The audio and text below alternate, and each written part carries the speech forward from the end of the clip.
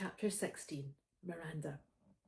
I'm walking on sunshine, played in my mind, the soundtrack of today's to-do list and prayers. Only it was ironic, given the weather.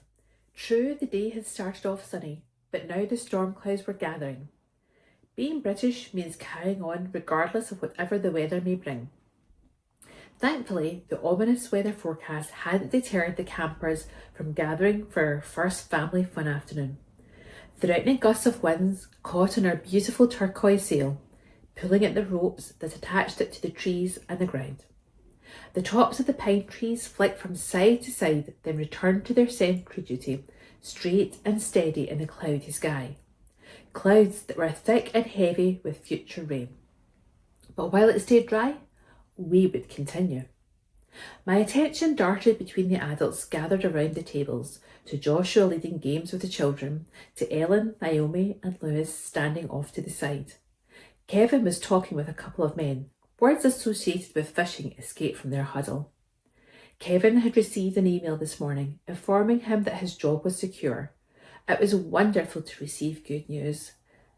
But as much as anything, it was a relief to know what the future, or at least the next year, had in store. Mum was sitting on our Sturdy's camping chair, ensuring she had as much support as possible. I smiled as I watched her chatting with a new knitting companion, a young mother whose children played happily on a mat between her and Mum.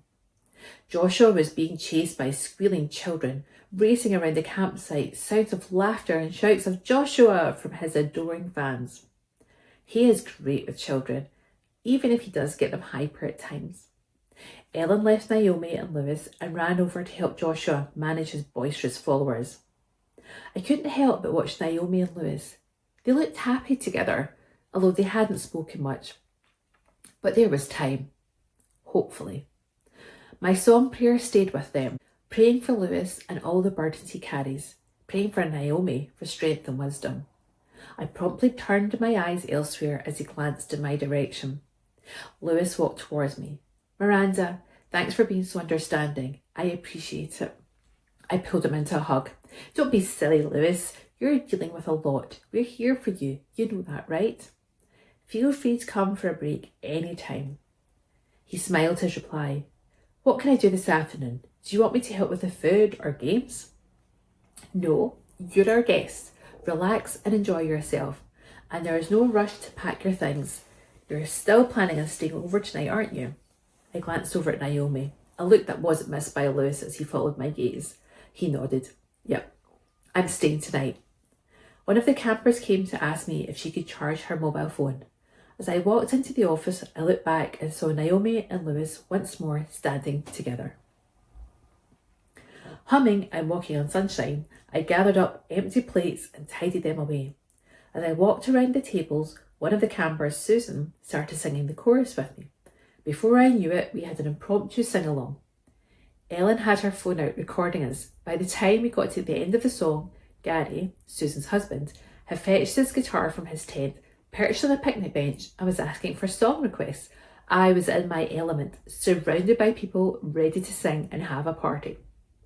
Eventually, the afternoon's activities ended. The younger children needed dinner, and the adults needed to ensure their tents were secure in the windy weather. The treetops were now constantly blowing from side to side. I lifted my head into the oncoming wind, loving the freshness of it, looking forward to its power to clear the humidity. But then I wasn't the one camping in it. Kevin and Lewis took down the sail and the bunting. Joshua gathered all the games and activities, and Ellen and Naomi helped me gather the rubbish and store away unused items. All of us, except Lewis, walked home. I was still humming Walking in Sunshine. It might not have been as sunny as the afternoon, but my heart was full after a successful afternoon. Hopefully it would lead to other events and more bookings.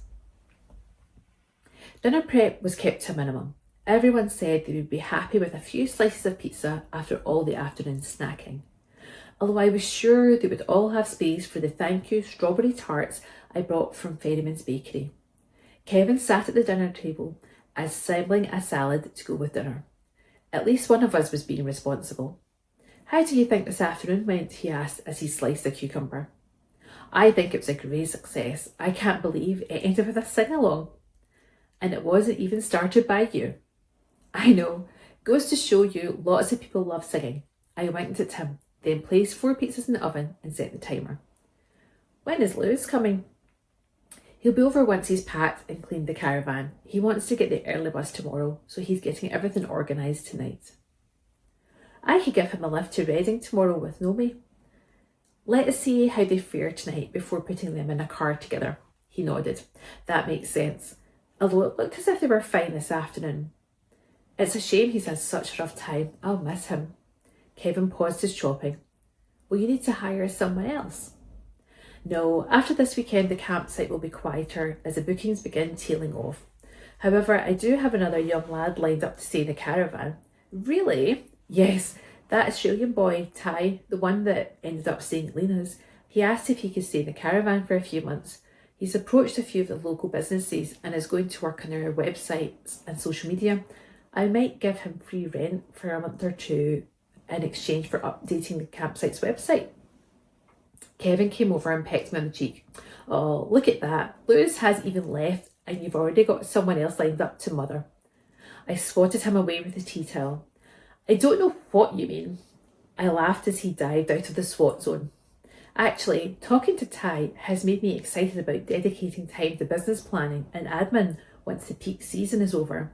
I need to make a proper plan for the shop, the family fun afternoons and the afternoon teas. It will be exciting to see how Ty communicates them on the website. Kevin went back to chopping tomatoes for the salad. And what about you? I asked. How are you feeling about work? Will your workload be affected by the decrease in staff? He shrugged. I'm not sure. Today's email didn't contain much information besides telling me I've still got a job. There will be changes, but I'll deal with them. That comes at the start of term. I marvelled at his composure. Is it a man thing or a Kevin thing to compartmentalise and leave things until they require attention? My mind is constantly racing, trying to make sure everything is taken care of, both the known and the unknown. Although at least I've learned to tackle life with a song. The timer pinged and I called everyone to the kitchen for dinner. As Joshua and Harrison came clattering into the kitchen, the back door opened and Lewis walked in, shaking the rain from his jacket, then kicking off his muddy wet trainers. It's really coming down out there and the wind has picked up. You should see the way the trees are whipping from side to side. We all looked out the window, checking the conditions for ourselves. While the storm raged outside, we settled around the table, the aroma of cheese, pepperoni and pizza dough filling the room as we devoured our yummy pizzas.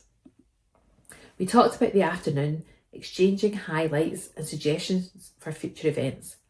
I glanced over to Naomi, Lewis and Ellen. With the rain thundering down, they wouldn't be able to escape to their usual beach hangout. In our crowded house, would Naomi and Lewis get the chance to talk? I had barely finished licking the strawberry tart cream off my fingers when there was a knock on the door.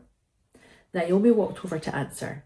Out in the pouring rain stood 4 soggy campers. Gary and Susan huddled in the doorway with their 2 children, their faces downcast and their jackets dripping. I'm so sorry to disturb you, began Gary, but our tent is leaking and huge puddles are forming around the campsite.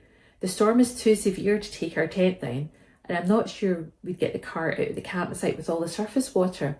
Could we possibly shelter in the office? Before I reached them, Naomi was already ushering them into the house. You can't spend the night in the office. Come in and dry off. We'll make space for you here. I beamed at Naomi and her acceptance of campers into our house. Are other campers affected too? I asked. Gary shook his head. I didn't notice, sorry. The children, Molly and Jack, snuggled together in an armchair, a cosy blanket wrapped around them. It wasn't cold, but the blanket offered them comfort after the upset of their leaking tent and the noise of the storm. A flash of lightning and an almost immediate crash of thunder had Jack disappearing under the blanket. It's okay, sweetheart, said Susan. You're safe in here. Mum came through from the kitchen with a tray containing a teapot, milk jug, sugar dish, several mugs and a packet of chocolate hobnobs. I smiled my thanks to her. Tea, the perfect solution to any situation. I glanced out of the window. The rain was bouncing off the pavement and road of Sycamore Street. Lightning flashed again, followed by a knock at the door. We welcomed another weary family into our house.